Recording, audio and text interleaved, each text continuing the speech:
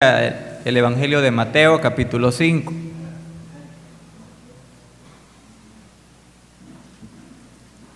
Y quiero explicar lo que vamos a estar tratando. Vamos a estudiar, si Dios lo permite, el Sermón del Monte a lo largo de los domingos siguientes por la mañana. Por lo cual, este día únicamente haremos una pequeña introducción a este largo sermón que abarca el capítulo 5, 6 y 7 de este Evangelio. Este día vamos a considerar el versículo 1 y el versículo número 2. Pero en realidad, para leer un poquito más, vamos a leer las bienaventuranzas hasta el 12. Pero solo vamos a tratar los primeros 2 versículos. ¿Tienen el pasaje bíblico, hermanos? Dice así la palabra de Dios. Viendo la multitud, subió al monte. Y sentándose, vinieron a él sus discípulos, y abriendo su boca, les enseñaba diciendo: Bienaventurados los pobres en espíritu, porque de ellos es el reino de los cielos. Bienaventurados los que lloran, porque ellos recibirán consolación. Bienaventurados los mansos, porque ellos recibirán la tierra por heredad. Bienaventurados los que tienen hambre y sed de justicia, porque ellos serán saciados.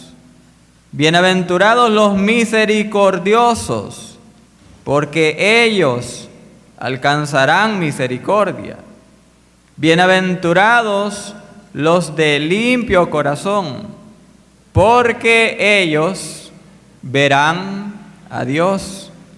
Bienaventurados los pacificadores, porque ellos serán llamados hijos de Dios. Bienaventurados los que padecen persecución por causa de la justicia, porque de ellos es el reino de los cielos. Bienaventurados sois cuando por mi causa os vituperen y os persigan y digan toda clase de mal contra vosotros, mintiendo.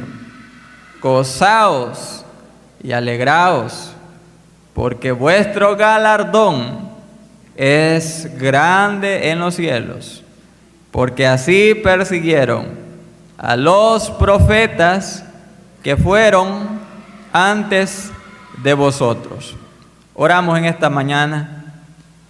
Eterno Padre, queremos suplicarte, Señor, que tú edifiques nuestros corazones a través de tu palabra.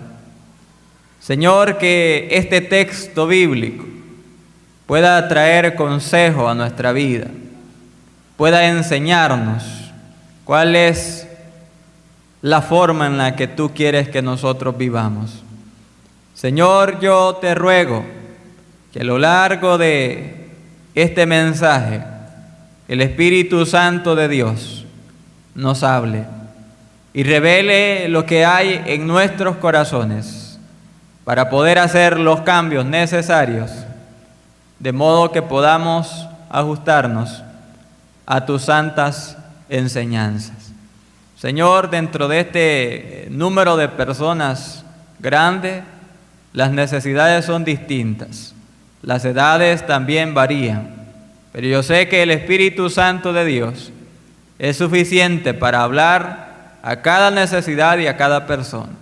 Así es que en esta hora Solo te pido, Señor, que tú me uses, que tú me guíes y que tu nombre sea glorificado a través de lo que hemos de pensar y aprender en esta hora. En Jesucristo nuestro Señor hemos orado. Amén.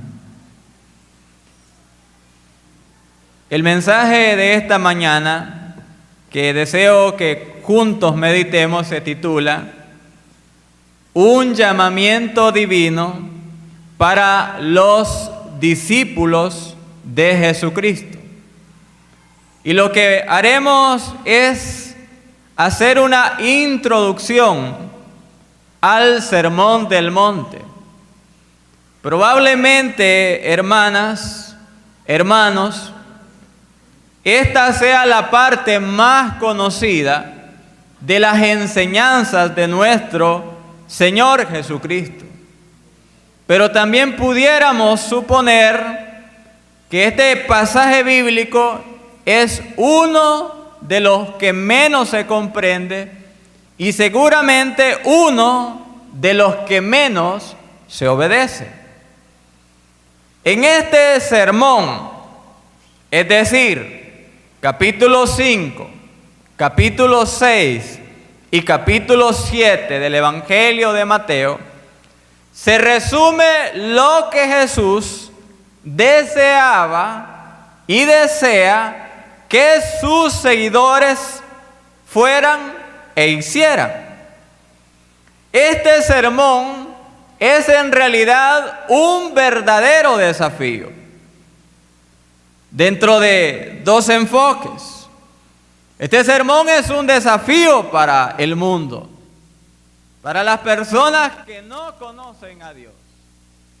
Pero este sermón es un desafío también a la iglesia, a aquellos que sí conocemos personalmente al Señor Jesucristo. La gente en nuestros días busca significado para sus vidas. Buscan paz, buscan amor. Tratan de hallarle sentido a su existencia. Pero debemos decir de que ellos buscan tales cosas en lugares equivocados, de formas erradas. La iglesia también, según lo que nos presenta la realidad, no vive según las normas de Dios. A veces la iglesia parece ser simplemente otra versión del mundo. Se ha llegado a conformar tanto al mundo, a la mentalidad de las personas sin Dios, que parece no existir alguna diferencia significativa entre ellos y nosotros. Por cierto, el Señor Jesús ya anticipaba este problema de simple profesión religiosa en el primer siglo, cuando habló a la iglesia del Apocalipsis diciéndole: tienes nombre de que vives y estás muerta. Quiero que hagamos lo siguiente en esta mañana.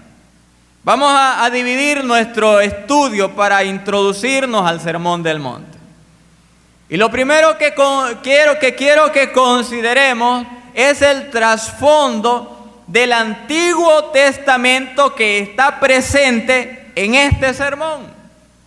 Es decir, que si deseamos tener una comprensión más amplia y tratar de profundizar en los principios enseñados en el Sermón del Monte, debemos acudir, recordar el Antiguo Testamento, de modo que esta enseñanza pueda tener relevancia para nuestras vidas.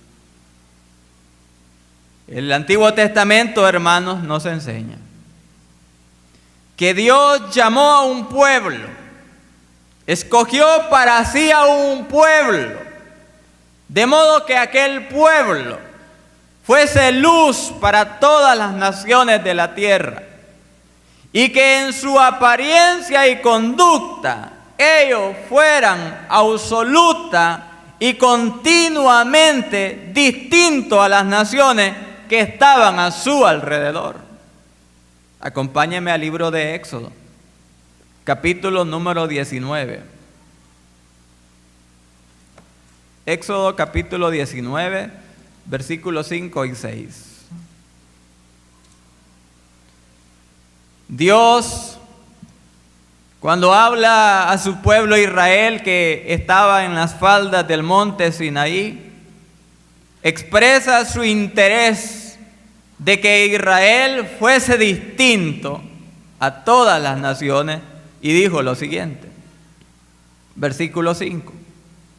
Ahora pues, si diereis oído a mi voz y guardareis mi pacto, vosotros seréis mi especial tesoro sobre todos los pueblos, porque mía es toda la tierra. Y vosotros me seréis un reino de sacerdotes y gente santa. Estas son las palabras que dirás a los hijos de Israel. Dios le dice a su pueblo, si ustedes ponen en práctica lo que les enseñaré, serán mi especial tesoro, serán un reino de sacerdotes, se constituirán en gente santa que traerá luz a la gente que no tiene conocimiento de mí. Pero a través de las páginas del Antiguo Testamento, nosotros entendemos de que Israel rápidamente se apartó del ideal divino. Y en el tiempo de los jueces, hallamos la deploración espiritual, la degradación moral en la cual se encontraba el pueblo de Israel, que hacían cosas abominables ante los ojos de Dios, que lograban obedecer al Señor, pero solo por cierto tiempo, pero luego volvían a las mismas prácticas pecaminosas y por su pecado vivían una vida de desgracia, como le sucede a las personas en el tiempo de hoy. Israel se apartó del ideal divino. En los tiempos del profeta Samuel, Israel tenía una teocracia. Es decir, que era Dios quien gobernaba a través del profeta, a través del líder espiritual del pueblo. Pero cuando ya él era un anciano, Israel dijo a Samuel, ya no queremos que tú y tus hijos estén gobernándonos. Nosotros queremos un rey. Y ellos dijeron lo siguiente, para que podamos ser como las otras naciones. Ellos tenían envidia de los que estaban afuera. Ellos querían imitar sus modelos políticos, sus modelos de gobierno para instaurarlos en aquella nación que había sido llamada a ser distinta. Y como lo sabemos, hermanos, debido a esa falta de obediencia del pueblo de Israel a los mandatos del Señor, el juicio del Señor vino sobre aquel pueblo. Por eso que estamos en el Sermón del Monte, porque hay un trasfondo del Antiguo Testamento que afecta, mis hermanos, afecta lo que vamos a considerar.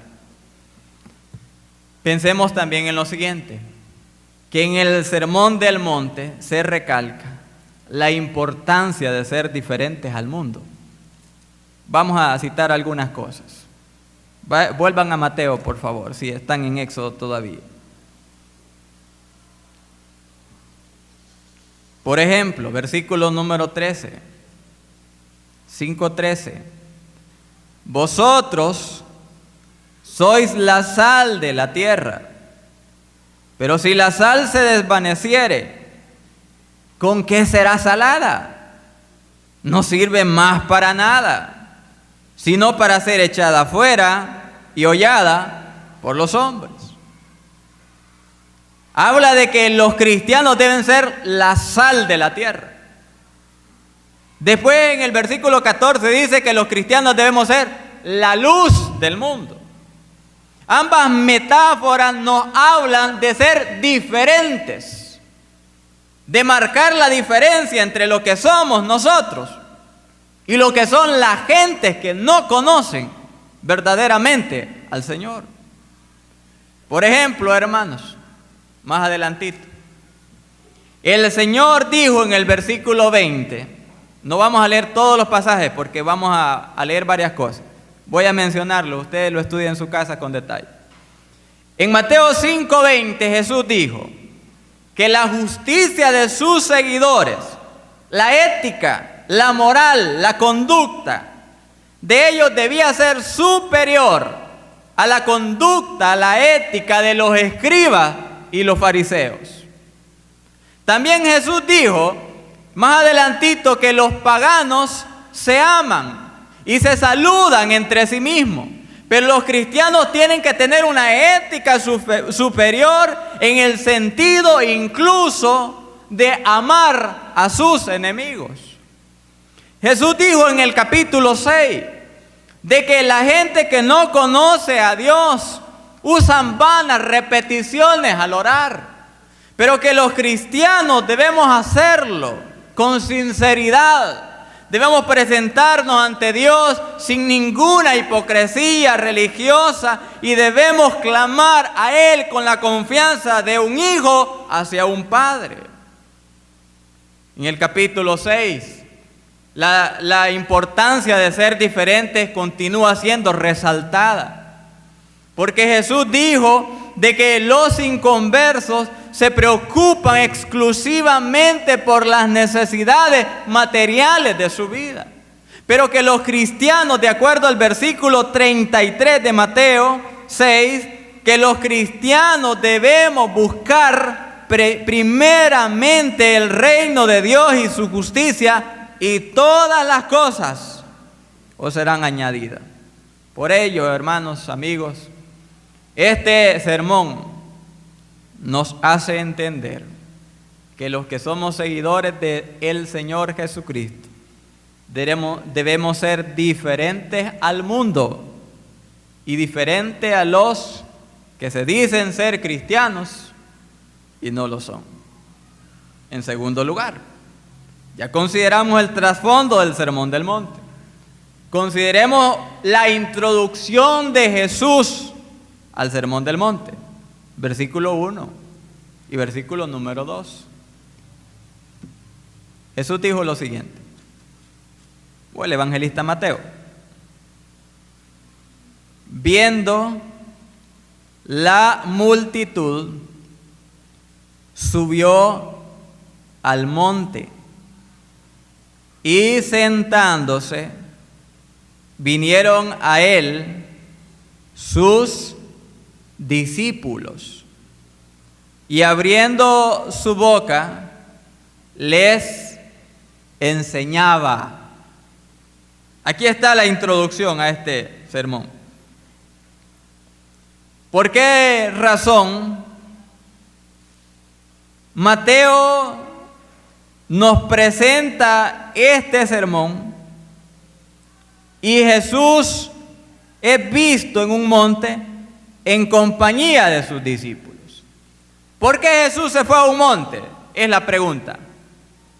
Bueno, nosotros debemos de considerar alguna información que nos presentan los evangelios. Que en el ministerio que Jesús realizó en la zona norte de Israel, es decir, Galilea, grandes multitudes lo seguían a él. La fama de él llegó hasta países vecinos incluso. La gente quedaba asombrada por las maravillas, los milagros del Señor, por las enseñanzas preciosas que él compartía con ellos. Por ello no era extraño de que multitudes lo siguieran, como acá mismo es presentado. Probablemente, mis hermanos, el Señor buscó retirarse de las multitudes. Sin embargo, ellos, como ocurrió en otras ocasiones, lo siguieron. Recuerden ustedes de que, según la enseñanza de los evangelios, Jesús se apartaba de las multitudes con dos propósitos básicos. Número uno, para guardar su comunión con el Padre Celestial. Él dedicaba tiempo para estar a solas con Dios. Él tenía las prioridades de su vida bien establecidas y entendía que lo primero del día, de la vida, es una relación personal con Dios. Y el segundo propósito básico de él al retirarse era también enseñar, instruir de forma particular a sus discípulos. Cuando nosotros leemos de que él subió al monte, parece, hermano, que hallamos allí un paralelo con Moisés. ¿Recuerdan ustedes de que Moisés subió al monte Sinaí para recibir la ley, para recibir los mandamientos, para que él enseñara al pueblo de Israel? Pues acá parece que el evangelista está tratando de comunicarnos de que hay un paralelo con Moisés, pero que el que está aquí enseñando es más que Moisés, porque es el Señor de la gloria. Es el Dios de todo poder, el Dios encarnado, el Dios eterno, nuestro Señor Jesús. Y que las normas que Él está estableciendo aquí son una ampliación, profundizan en la enseñanza que Moisés mismo dio al pueblo de Israel.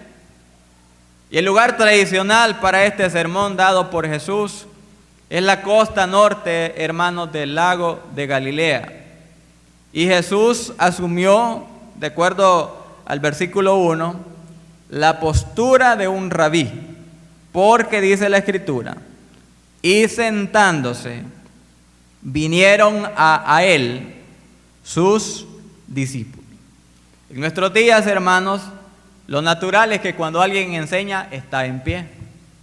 En aquel tiempo no era así. En aquel tiempo los que enseñaban estaban sentados. Así Jesús enseñaba. Ahora, hermanos, vamos en tercer lugar a considerar 3 preguntas claves del Sermón del Monte. Hay 3 preguntas que debemos hacernos nosotros. Número 1, ¿este sermón es auténtico? Dirá alguien, pero eso no tiene ninguna contradicción. Obviamente el sermón es auténtico. Comentemos algunas cosas, hermanos. Este sermón solo es mencionado en el Evangelio de Mateo. Lucas presenta un sermón similar a este. Y aquel no es conocido como el Sermón del Monte, sino que comúnmente le dan el nombre del Sermón del Llano. Porque en Mateo Jesús está en el monte. El mensaje que es presentado en Lucas, él está en una llanura. Y digamos lo siguiente en cuanto a ambos sermones, que existen en ellos diferencias.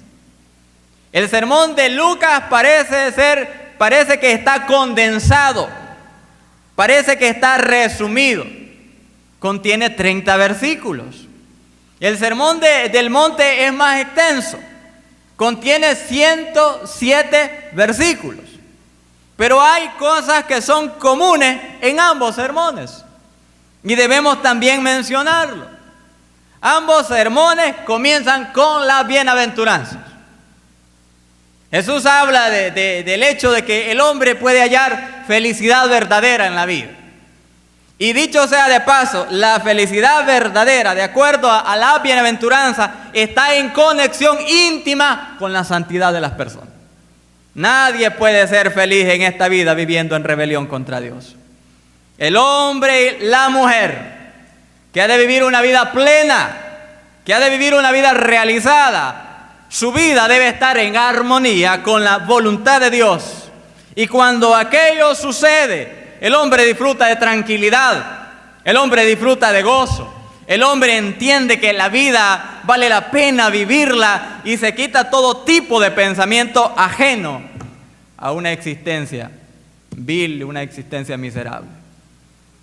Hermanos, ambos sermones terminan con la misma parábola. Busquen ahí en el capítulo 7. ¿Cuál es la parábola? La parábola de los dos cimientos. Donde Jesús habla de las dos filosofías de la vida. Ser un necio o ser un sabio o prudente. Habla del destino de ambas personas para indicar que de igual manera este será el destino de aquellos que deciden vivir contrarios a su voluntad o sometidos a su voluntad. Hermanos, ¿es auténtico el sermón? Bueno, algunos afirman que este sermón, hermanos, es una recopilación de sermones del Señor, dicho en palabras simples. De que lo que Mateo hizo fue ir recopilando información de sermones que el Señor dio, recopilando. Y luego a la hora de escribir su evangelio lo compiló todo en un solo sermón. Pero fíjense, hermanos, de que esa no es la idea presentada en el Sermón del Monte, versículo 28, capítulo 7. Porque Mateo y Lucas también presentan este como un solo sermón, como algo que Jesús mencionó en ese lugar en una sola ocasión. Porque ¿qué dice el versículo 28? Y cuando terminó Jesús estas palabras, la gente se admiraba de su doctrina. Entonces la gente escuchó un solo sermón. Y es lo que nosotros entendemos de que este es un solo sermón. Por lo tanto, es un sermón auténtico. Es palabra de Dios, que merece la atención suya, que merece la atención mía, que reclama su obediencia, que reclama mi obediencia, que requiere prontitud para tratar de hacer lo que el Señor nos pide. Segunda pregunta: ¿es pertinente para la vida hoy? Dirá alguien, pues sí, esto fue escrito hace quizás cerca de 2000 años. ¿Hablará las necesidades de un mundo moderno? ¿De un mundo intelectual? ¿De un mundo con una cultura distinta? ¿Un mundo con una filosofía de vida diferente a la gente del primer siglo? ¿Es pertinente el sermón para la vida? Digamos desde ya que sí. Este sermón es pertinente. Vamos a hacer el bosquejo del sermón. Capítulo 5. Vamos a hacer un bosquejo panorámico de todo el sermón. Del versículo 3 al 12, en el capítulo 5, se nos habla del tema, el carácter del cristiano.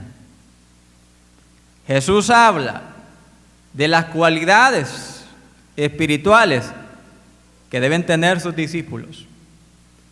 Jesús habla de las consecuencias que vendrán por tener tales cualidades y la dicha que vendrá a la vida cuando un hombre o una mujer hace lo que Dios pide. Entonces en estos capítulos, en estos versículos, se habla del carácter del cristiano.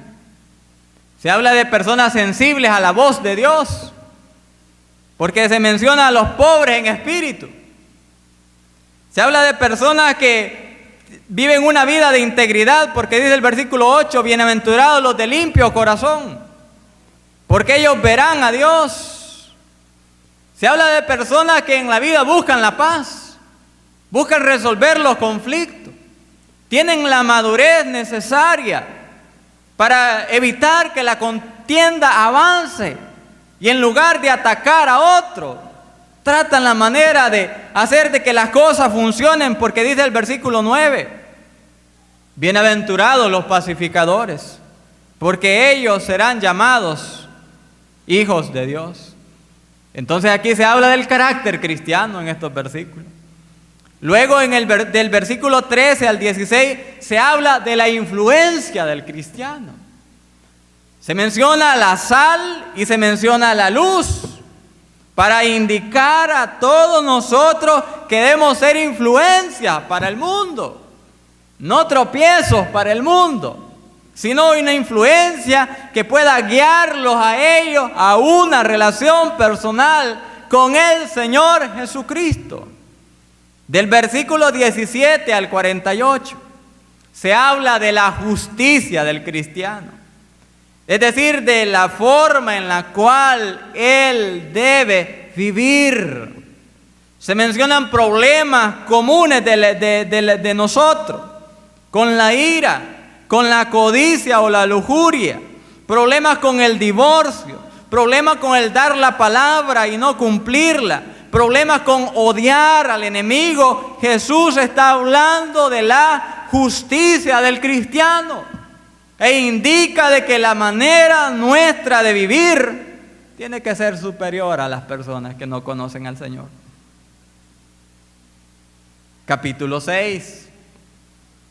¿Cuál es el tema del versículo 1 al 18? Habla de la piedad del cristiano. Se habla del dar limosna, se habla del orar y se habla del ayunar. Todo habla de la piedad. Jesús, hermanos, va a hacer notar que hay gente, porque lo vi en ese tiempo, que solo es pura apariencia. Pura apariencia. No tienen verdadera piedad. Porque la piedad bíblica no es nada relacionado a lo externo. Piedad bíblica es devoción a Dios. Piedad bíblica no es solo venir una vez a la semana a la iglesia. Piedad bíblica es mantener una relación personal con el Señor cada día de la vida. Jesús ataca el tradicionalismo, la ceremonia de la gente religiosa de esos días, para indicar que nosotros no debemos ser como ellos. Que cuando damos, solo Dios sepa lo que nosotros hacemos. Que cuando oramos, no digamos lo mismo todos los días. Que cuando alguien va a ayunar, que lo haga en silencio, sin impresionar o buscar impresionar a las demás personas.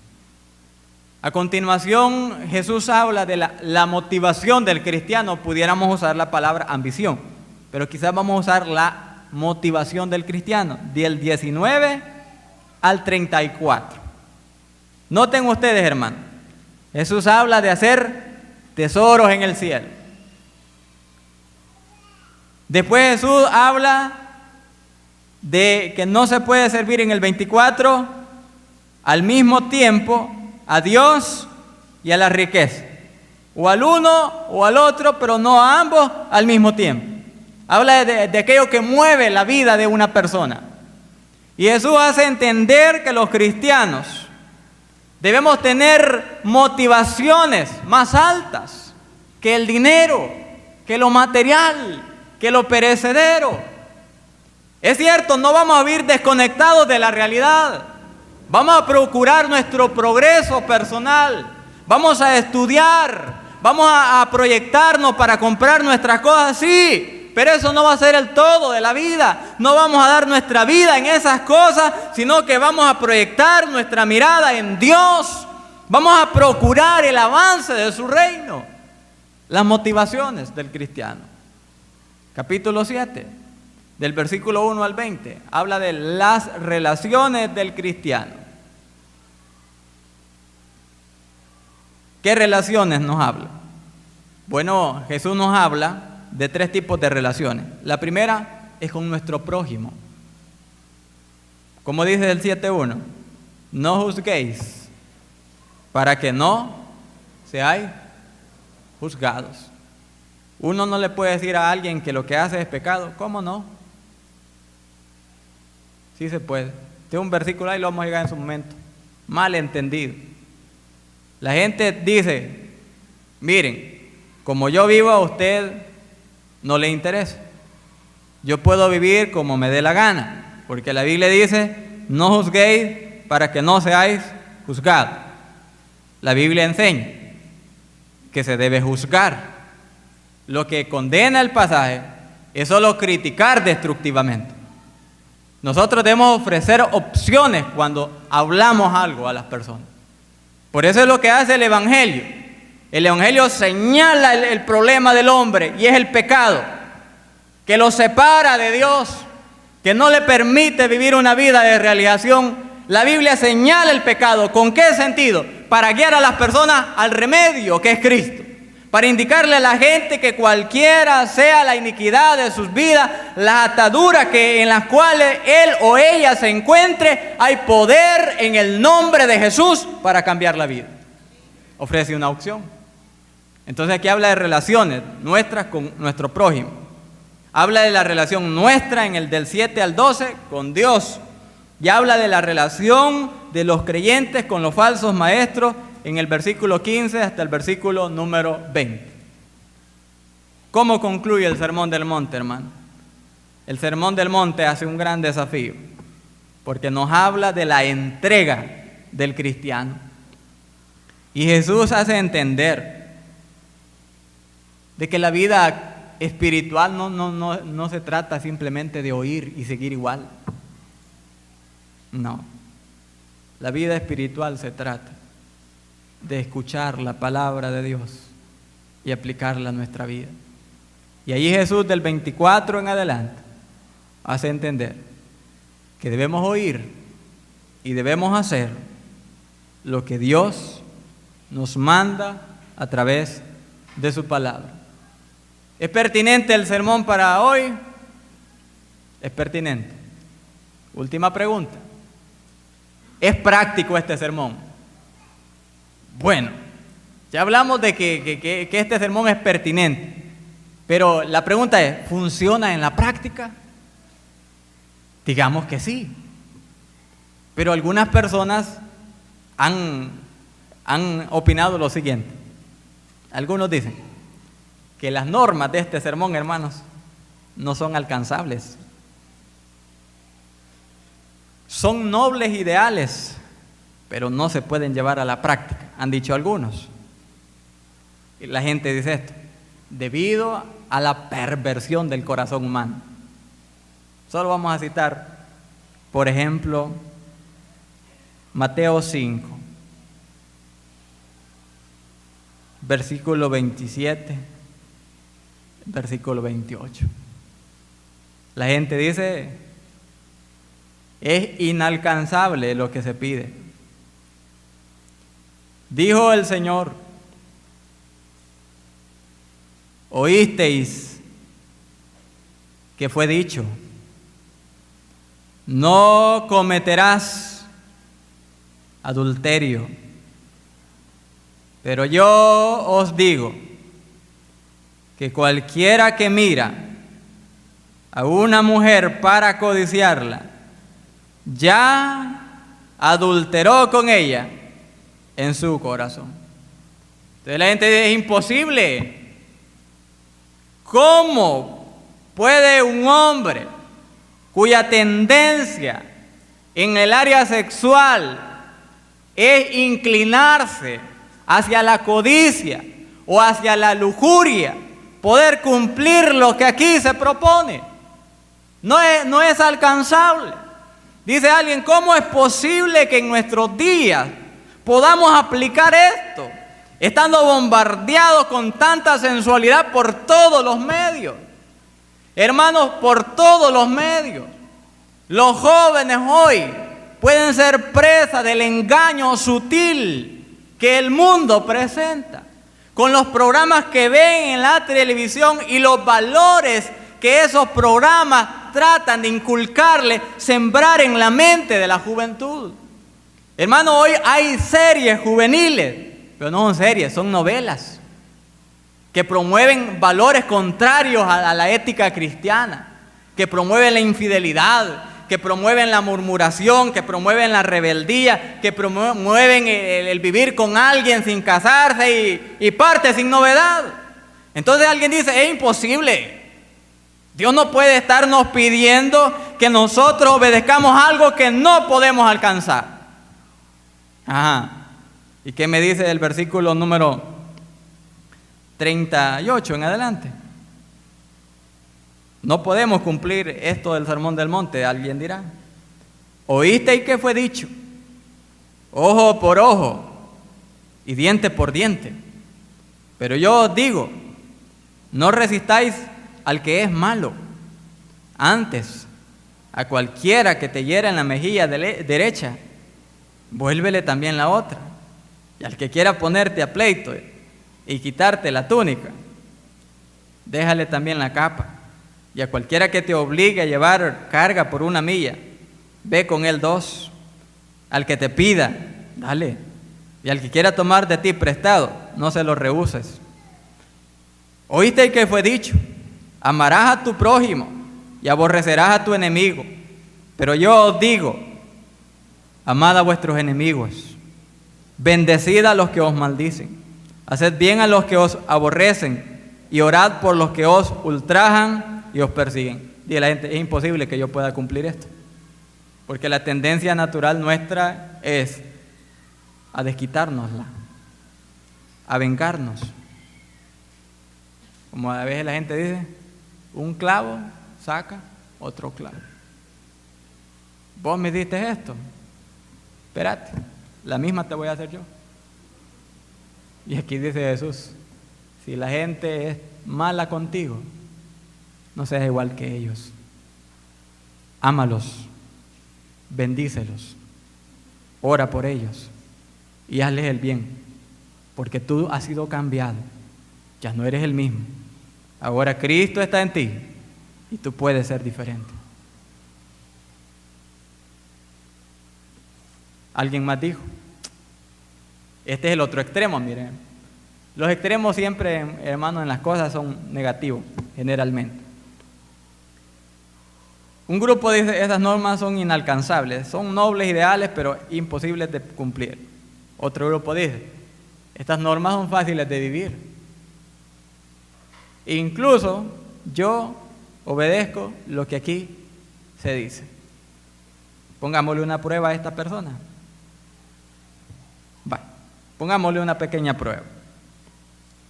Vamos, hermanos, al capítulo siguiente. Capítulo número 6.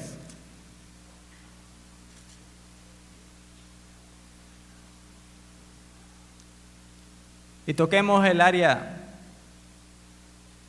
donde la gente tiene grandes problemas. Versículo 19.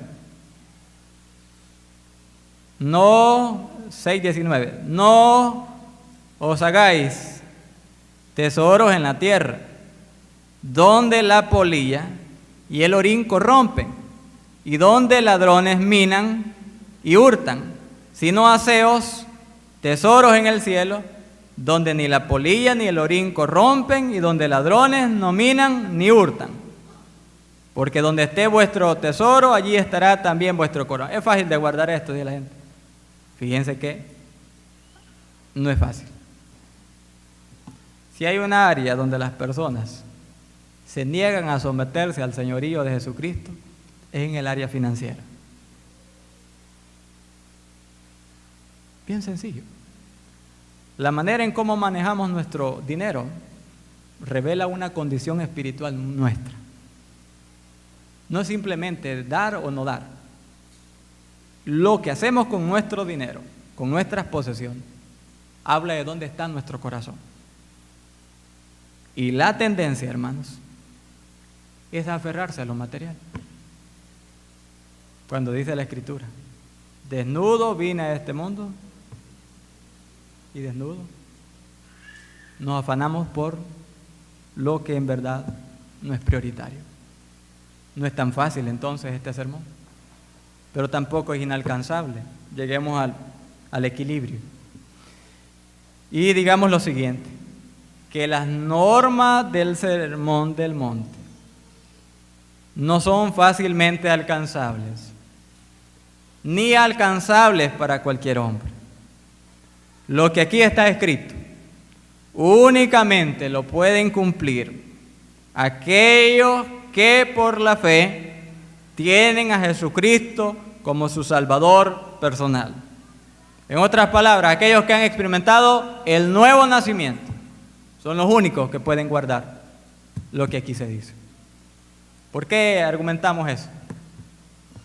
El corazón humano no puede guardar la palabra de Dios hasta que Dios mismo lo capacita para guardarla.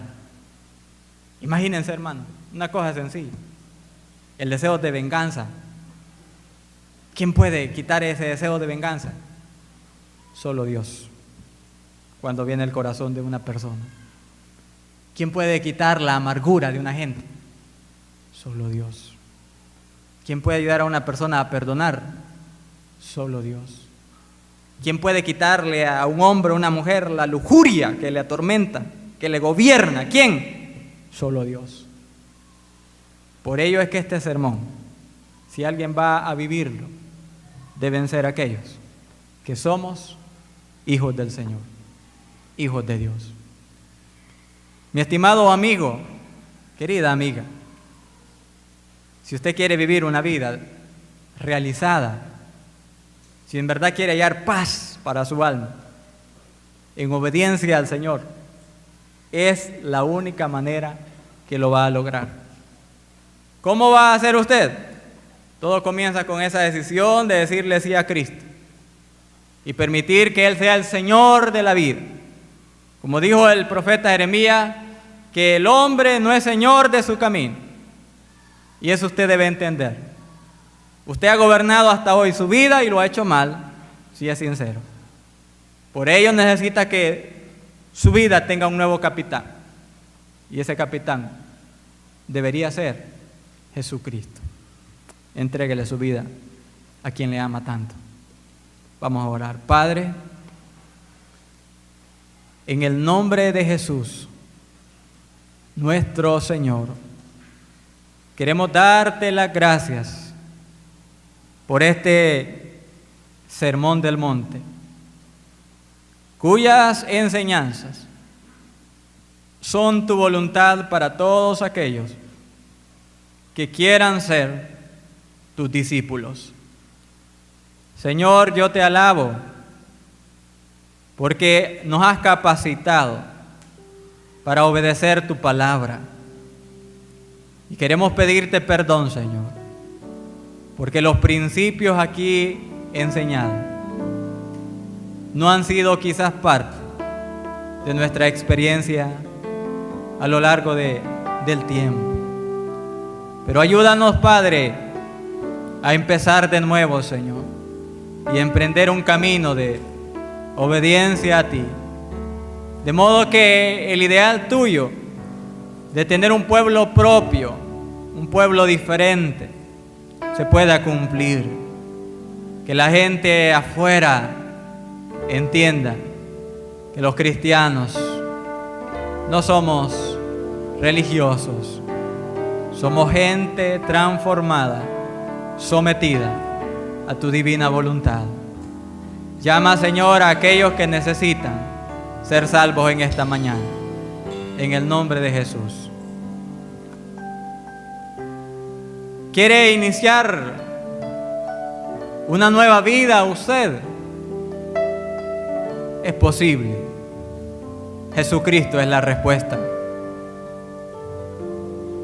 Jesucristo dijo que llevásemos su yugo, que su carga es fácil, la podemos llevar porque Él mismo viene a la vida. ¿Quieren esta mañana usted entregar su vida a Cristo? Usted está invitado amablemente. El Señor desea que el ser humano viva una vida plena, una vida dichosa. Y solo cuando su voluntad es nuestra voluntad, la vida puede vivirse así. ¿Cuántos en esta mañana quieren entregar su vida a Cristo? Probablemente un joven, una señorita, una persona adulta. Es tiempo de aprovechar la vida y de invertirla verdaderamente en hacer lo que Dios nos pide. Pero en esta mañana la invitación se extiende, porque aquí vemos diferentes personas. El día lunes nos enfrentamos a diferentes realidades, diferentes lugares, pero nuestra vida debe mostrarse igual en todo lugar. Yo quiero desafiar a que nosotros vivamos la palabra de Dios, a que seamos como el hombre que construye su casa sobre la roca, que soplan vientos, vienen ríos, golpean aquella casa y no cae, porque está fundada sobre la roca. Y eso habla de los que oyen y hacen lo que Jesús nos manda. Yo quiero desafiarme a mí mismo, al tiempo que les desafío a ustedes, a vivir como cristianos, a ser la sal y la luz de este mundo, para que la gente pueda ver que hay poder en el nombre de Jesucristo. Nuestros hermanos tienen un canto más, ¿entienden?